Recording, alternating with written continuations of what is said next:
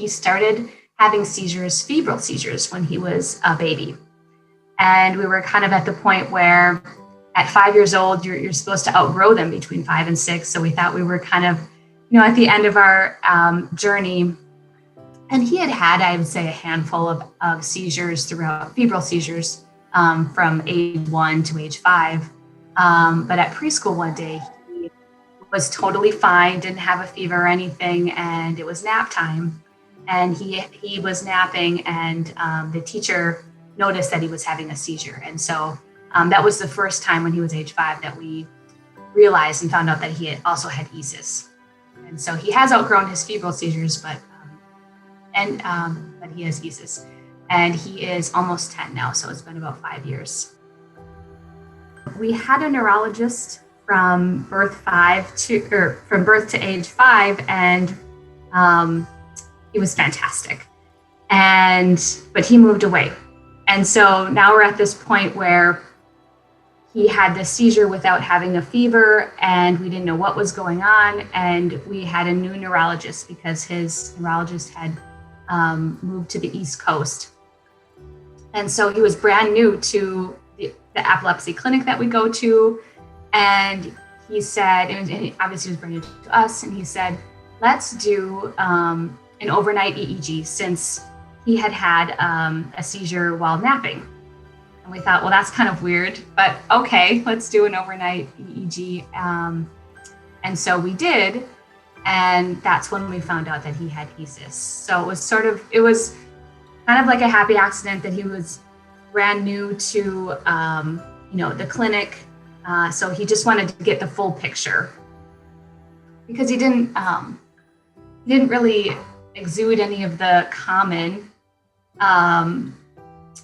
traits of ESES, meaning that he wasn't exhibiting like learning difficulties at the time, although he was only preschool, so it was tough, but he was an early reader. And so he didn't show any of the typical signs. And so it was actually quite a shock to us when the next day, when we were still in the hospital, that ESES was a diagnosis.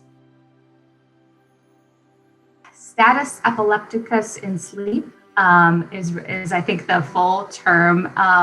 And it's really like when your brain doesn't really rest. You could think about that, like it that way, in layman's terms, where, in a EEG, the spikes, indicate that you could potentially have a seizure or abnormal brain waves.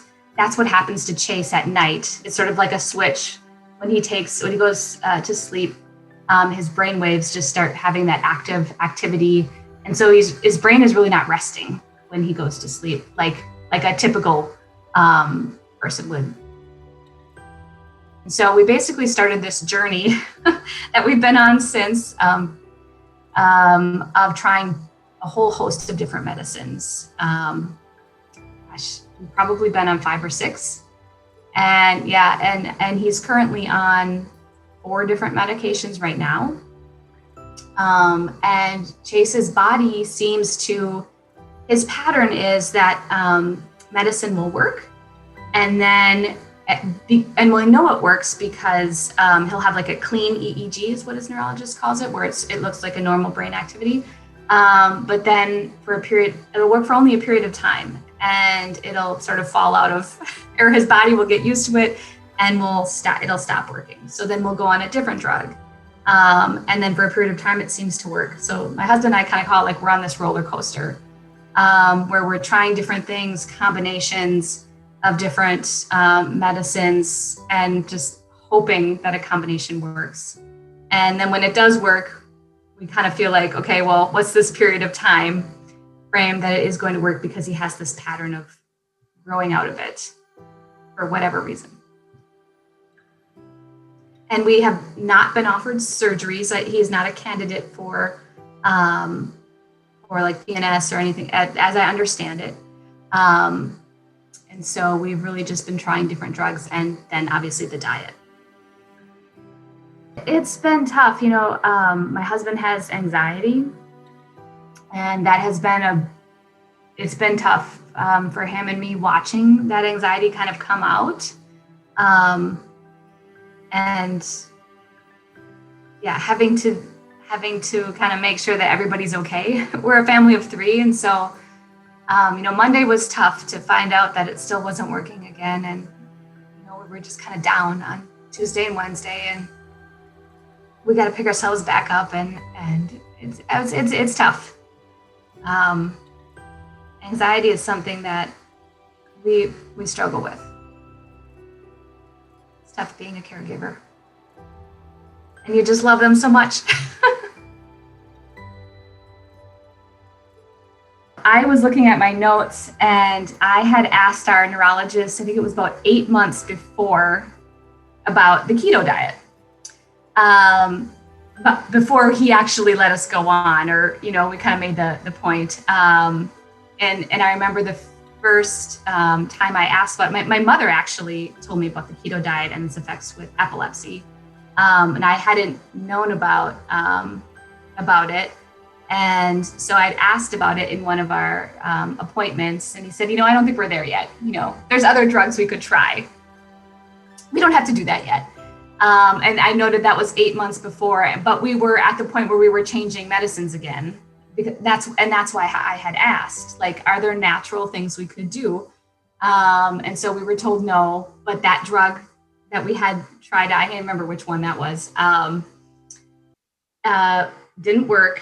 And so 8 months later, I asked again, because we were at the point where we were going to try new things. And he said, okay, I think we're at the point where let's go ahead and try it.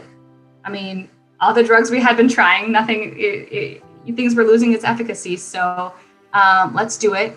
And that's when I first learned about the Modified Atkins Diet, because I had originally only known about the keto diet. And I was told that essentially both have the same efficacy rates, but the Modified Atkins Diet was less strict. And if we wanted to go on the keto diet, Chase would need to be admitted to the hospital for them to onboard. And so it felt like, I didn't even know about this Modified Atkins Diet, but it sounds like it would be, easier to do, less strict. And if it has the same efficacy rate, why not? So then I learned about the Modified Atkins Diet, and we went along that path. I was then connected to the dietitian at the Children's Hospital that worked with patients with different types of conditions. And epilepsy is just one of her conditions, that she formulated a diet specifically for Chase with, his age and his weight and all of this. And I got a binder. I should have brought it with me. I got a binder of rules that she gave me, and we sat down for an hour and just talked through all of the rules and went through questions I had. And we had started this diet right when COVID was hit. She actually told me that I was her last in-person visit before COVID went down. It was March 4th that we started of 2020, the diet. And so it was an interesting time. And I think it's important because Chase only had about 1 or 2 weeks of school before school shut down. And so my biggest worry, actually, it was, will he be able to maintain this diet in school? And I remember one time I picked him up from school in that 2-week period, and he said, "Mom, guess what?